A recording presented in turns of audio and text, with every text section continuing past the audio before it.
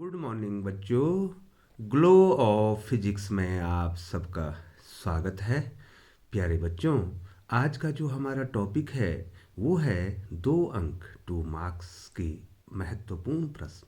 प्यारे बच्चों, इस समय जो है 2 अंकों की जो वीडियो है वो जारी है और आज हम आपको चैप्टर 11 पर लिए चलते हैं बच्चों। तो चैप्टर 11 जो 11th चैप्टर है वो है बच्चों विकिरण तथा द्रव्य की द्वैत प्रकृति। विकिरण तथा द्रव्य की द्वैत प्रकृति, dual nature of radiation and matter. प्यारे बच्चों, आपके स्क्रीन पे है बच्चों, इसमें आपको दिखाई दे रहा होगा कि 2 अंक 2 अंक का एक क्वेश्चन यहाँ से पूछा जाना है। तो बच्चों लिए चलते हैं आपको क्वेश्चन नंबर 1 की ओर। तो प्यारे बच्चों, क्वेश्चन नंबर 1 आपके मोबाइल स्क्रीन पे ये है बच्चों। क्वेश्चन नंबर 1, किसी धातु के पृष्ठ के कार्यफलन से आप क्या समझते हैं? ठीक है बच्चों, तो कार्यफलन मैं थोड़ा सा आपको बताता हूं, तब तक आप इसको लिख देंगे या इसका स्क्रीनशॉट ले लेंगे बच्चों। तो प्यारे बच्चों, कार्यफलन क्या है? कार्यफलन किसी धातु के पृष्ठ के लिए जो कार्यफलन है वह न्यूनतम ऊर्जा जिससे हम किसी धातु के पृष्ठ से इलेक्ट्रॉन को उत्सर्जित कर सके। ठीक है बच्चों, वह न्यूनतम ऊर्जा है जिससे धातु के पृष्ठ से इलेक्ट्रॉन उत्सर्जित हो सके, उस न्यूनतम ऊर्जा को आप कार्यफलन कहते हैं। प्यारे बच्चों, यहाँ पर क्या होता है, प्रत्येक जो धातु होती है बच्चों उसका अपना अपना कार्यफलन होता है, अर्थात सभी धातुओं का जो कार्यफलन है, अर्थात ये जो न्यूनतम ऊर्जा है ये सबकी अलग अलग होती है। तो हम किस धातु का प्रयोग करेंगे? हम उस धातु का प्रयोग करेंगे जिसका कार्यफलन कम हो, अर्थात कम ऊर्जा व्यय होने से हम इलेक्ट्रॉन क्या हो जाएं, उत्सर्जित हो जाएं। तो बच्चों, इतना जो मैंने आपको समझा दिया है बच्चों, तो अब तक आपने लिख दिया होगा बच्चों। लिए चलते हैं दूसरे प्रश्न की ओर। बहुत ही महत्वपूर्ण प्रश्न आ रहे हैं बच्चों, और अनुमानित और हमारे 23 साल का जो अनुभव है उसके आधार पर जो है आपको बोर्ड की श्रृंखला के तहत आपको जो प्रश्न बताए जा रहे हैं बच्चों, आप उनमें जरूर ध्यान देंगे बच्चों। कहीं ना कहीं आपको इसमें फायदा होने वाला है। तो लिए चलते हैं आपको क्वेश्चन नंबर 2 की ओर बच्चों। दूसरा प्रश्न है, देहली आवृत्ति से आप क्या समझते हैं बच्चों? तो प्यारे बच्चों, ये जो देहली आवृत्ति है ये भी एक न्यूनतम आवृत्ति है, अर्थात इससे नीचे यदि आवृत्ति होगी तो प्रकाश इलेक्ट्रॉन उत्सर्जित नहीं होंगे, और इससे अधिक होगा तो प्रकाश इलेक्ट्रॉन उत्सर्जित होंगे। तो अर्थात हम कह सकते हैं कि देहली आवृत्ति वह न्यूनतम आवृत्ति है जिससे नीचे प्रकाश इलेक्ट्रॉन उत्सर्जित नहीं होते हैं। ठीक है बच्चों। प्यारे बच्चों, अगला प्रश्न आपके स्क्रीन पे ये है, बिल्कुल इसका मिलता जुलता जो है प्रश्न आपके सामने। देहली तरंगदैर्घ्य से क्या समझते हैं? प्यारे बच्चों, आवृत्ति और तरंगदैर्घ्य में उल्टा संबंध है। अब आपको आवृत्ति देहली आवृत्ति में जो बोला है उसको देहली तरंगदैर्घ्य में अपनी बात को बदल देना है। ठीक है बच्चों, देहली आवृत्ति न्यूनतम आवृत्ति है तो देहली तरंगदैर्घ्य क्या होगा बच्चों? अधिकतम तरंगदैर्घ्य होगा बच्चों।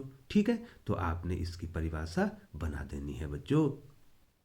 अगला प्रश्न जो है आपके मोबाइल स्क्रीन पे ये है बच्चों, क्वेश्चन नंबर 4। क्वेश्चन नंबर 4 क्या है बच्चों? क्वेश्चन नंबर 4 है, कार्यफलन तथा देहली आवृत्ति में क्या संबंध है? तो प्यारे बच्चों ये संबंध है W बराबर एच न्यू जीरो, ये संबंध है बच्चों।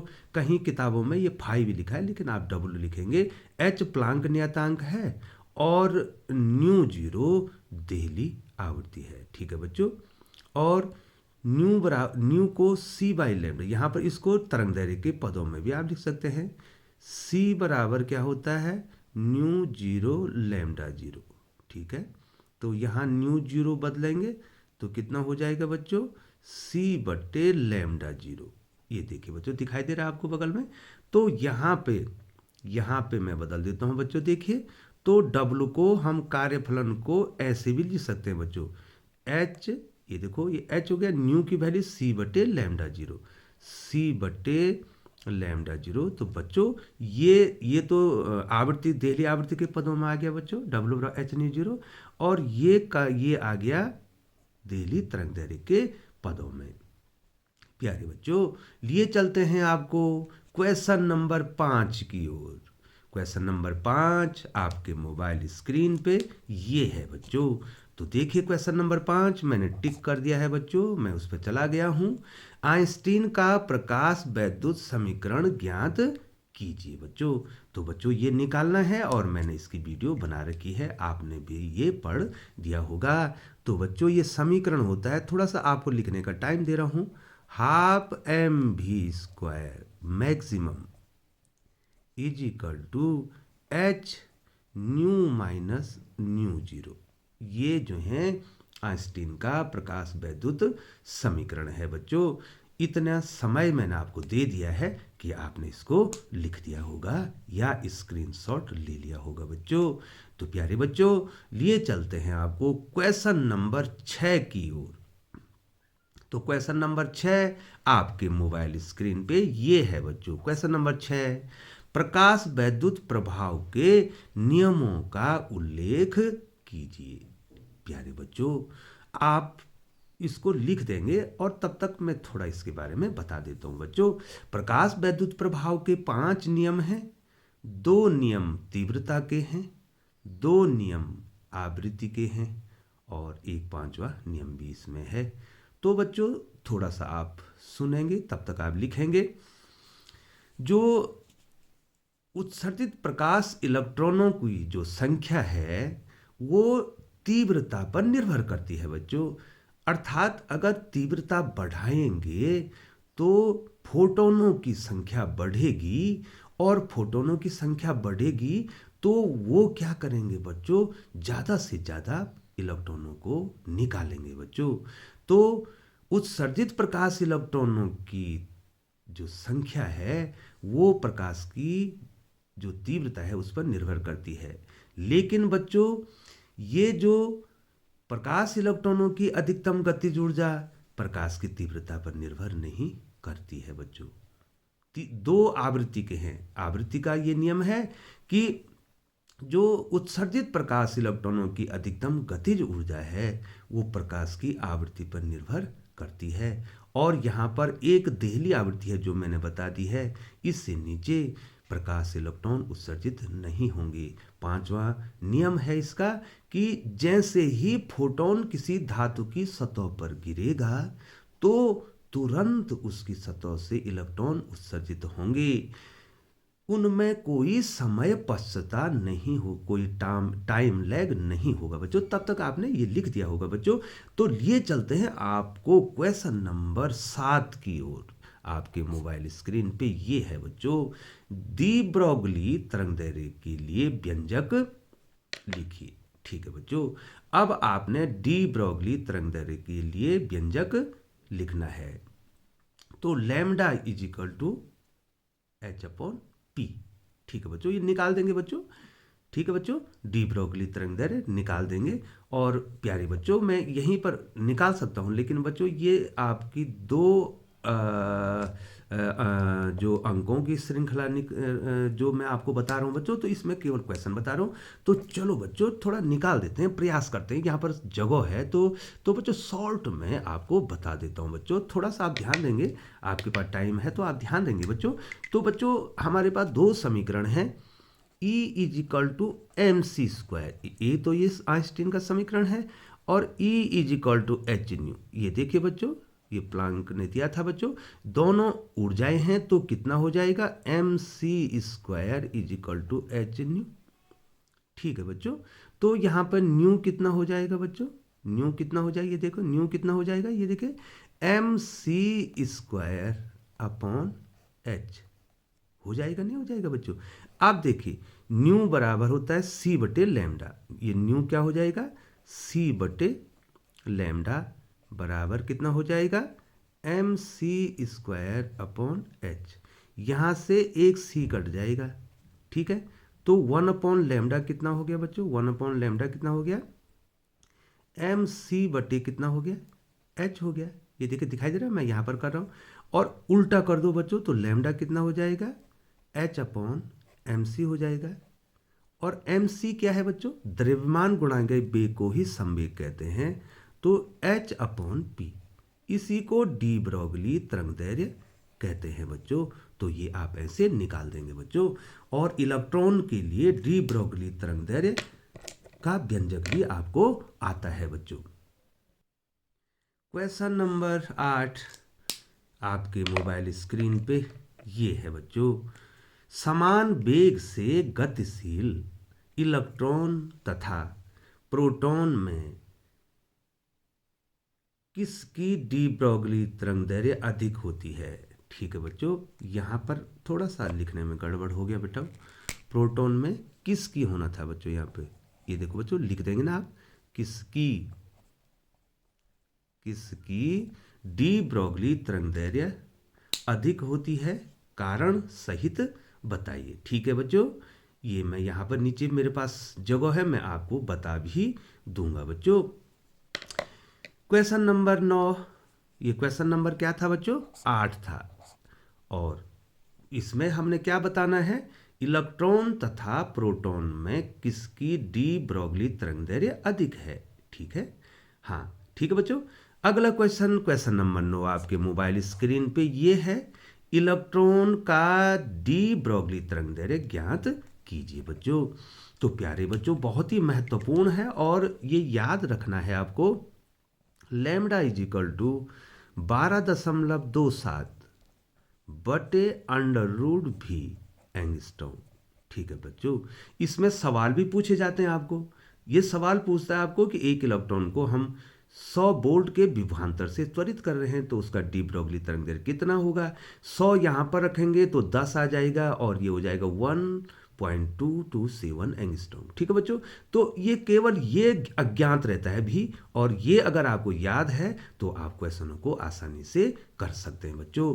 प्यारे बच्चों क्वेश्चन नंबर 10 की ओर लिए चलते हैं बच्चों। क्वेश्चन नंबर 10 आपके मोबाइल स्क्रीन पे ये है, क्वेश्चन नंबर 10, आइंस्टीन के प्रकाश वैद्युत समीकरण के आधार पर प्रकाश वैद्युत प्रभाव के नियमों की, प्रभाव के नियमों की, यहाँ पर लिखना है प्रभाव के नियमों की व्याख्या करनी है, के नियमों की, थोड़ा यहाँ पर लिखने में मिस्टेक हो गया था, नियमों की व्याख्या कीजिए। प्रकाश वैद्युत प्रभाव के नियमों की आपने क्या करनी है बच्चों, व्याख्या करनी है बच्चों। प्यारे बच्चों क्वेश्चन नंबर 8 का हल मैं आपको थोड़ा बता देता हूं बच्चों। समान वेग से गतिशील इलेक्ट्रॉन तथा प्रोटॉन में किसकी डी ब्रोगली तरंगदैर्ध्य अधिक है, कारण सहित बताइए बच्चों। ये देखिए किसका डी ब्रोगली तरंगदैर्ध्य अधिक है समान वेग से। तो प्यारे बच्चों ये देखिए मैं हल कर रहा हूं यहाँ पे। अभी मैंने बताया था डी ब्रोगली तरंगदैर्ध्य एच बराबर लैम्डा बराबर एच अपॉन पी होता है बच्चों, और संवेग जो होता है द्रव्यमान गुणांक वेग के बराबर होता है। यहाँ पर जो है एच कांस्टेंट है, एच भी कांस्टेंट है, भी जो है दोनों के समान हैं। तो ये डी ब्रोगली तरंगदैर्ध्य जो है किसके व्युत्क्रमानुपाती हुआ बच्चों, एम के। ये देखिए बच्चों ठीक है। अब यहाँ पर मान लीजिए इलेक्ट्रॉन का द्रव्यमान एम ई है, जो कि 9.1 इंटू 10⁻³ kg होता है। ठीक है, और एम पी अर्थात इलेक्ट्रॉन का जो द्रव्यमान है 1.67 इंटू 10⁻⁻27 kg होता है बच्चों।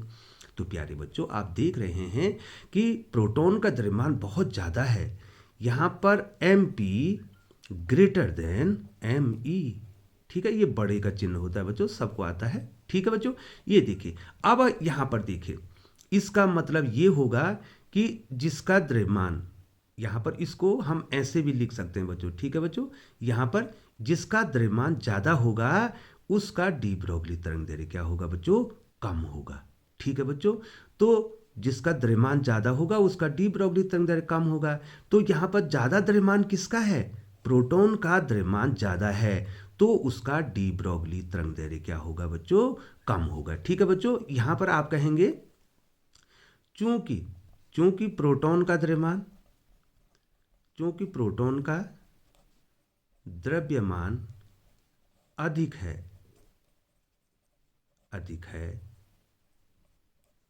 अतः उसका डी ब्रोगली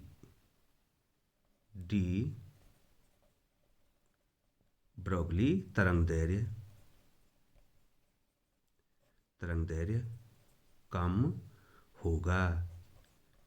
ठीक है बच्चों, यहाँ पर देख रहे हैं बच्चों, जिसका मास ज़्यादा होगा तो उसका डी ब्रोगली तरंगदैर्घ्य क्या होगा? कम होगा। इलेक्ट्रॉन का ज़्यादा हो जाएगा और प्रोटॉन का क्या हो जाएगा? कम हो जाएगा बच्चों।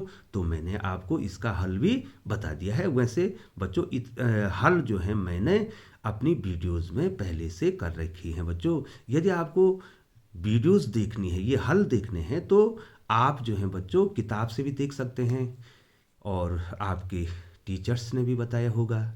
और यदि आपको समझ में नहीं आता है तो बच्चों हमारी वीडियो में भी आप कोशिश कर सकते हैं, वहाँ से भी आप देख सकते हैं। तो बच्चों, अगली वीडियो की इंतजारी में, तब तक जो है आपको धन्यवाद बच्चों।